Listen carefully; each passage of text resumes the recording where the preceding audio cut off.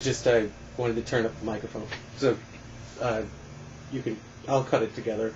Or do you want me to ask? Well, you know, what kinds of data would I collect? And the answer to that, no easy answer, is there's no such thing as a simple description. Description has to have a context. There has to be a notion of problem, of the kind of process, of the nature of interaction that you want to study, specific questions that you're seeking answers to, and then that you have a particular methodology to get those answers. Now, for certain kinds of demographic measurement, like vital events, like household structures at any point in time, like gender roles and age-specific roles, these are all readily apparent, but they have to fit into some sort of why are you doing a micro study? And I think one of the questions that could be legitimately asked of the work that I've done over all these years, what are the advantages of a micro study? And of course, an old problem is how does the micro study fit in with the macro developments?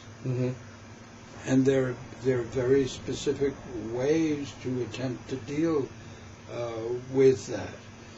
One of the problems that I was much intrigued with in the 50s and especially the 60s was the initial process of industrialization and urbanization that occurred in what had previously been a largely peasant society in Serbia.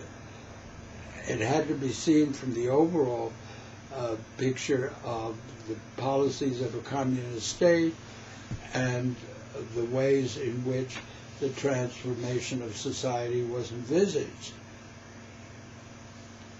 But in getting at the very specific parts of that, one wants to put together the demographic measures, for example, household size, so specific of household structure, in what kind of household the older people live, etc., and the relationship of these to the process of rapid social change being brought about by the development, in the case of Oroshavs, the nearby town of Aranjelovac, into from a market town to a small industrial center, and also, which had initially a minor role, later much more important, the whole role of tourism, and tourism related to the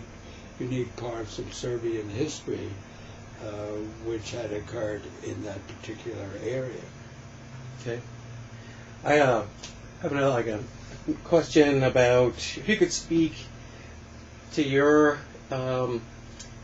experiences with these different data sets, in particular the difference between data that's collected by the state and then birth and death records collected by the churches and things like that. Well, you mean vital records Yes. and census records, Yes, for example? Yeah. Yes, yeah. Different things you Well, might be able of to... course, one of the things that demographers have coped with over time is that in the earliest census records, there's a great deal of rounding, age rounding. So a large number of people who are age 40 or age 50 or age 30, while that obviously conceals under that label a considerable amount of complexity. And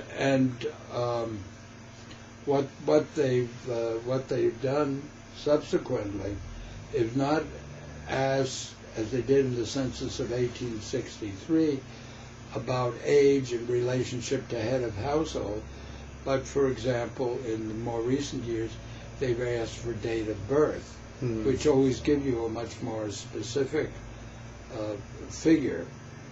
And this has been part of the process of census taking, which in the post-war period, and especially in the 50s, and then beginning much more rapidly in the 60s, was a computerization of census data, because the collection of this information naturally lended itself to processes of quantification.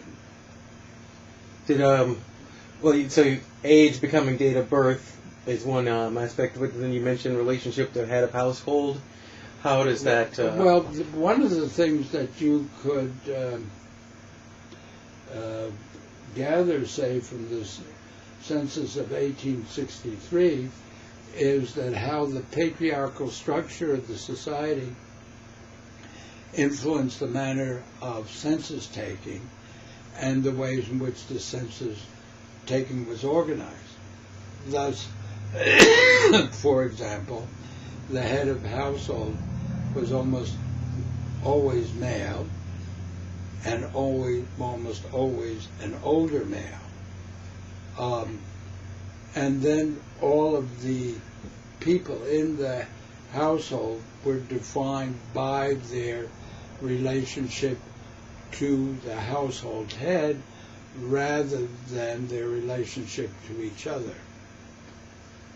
Perfect. Let's take a break.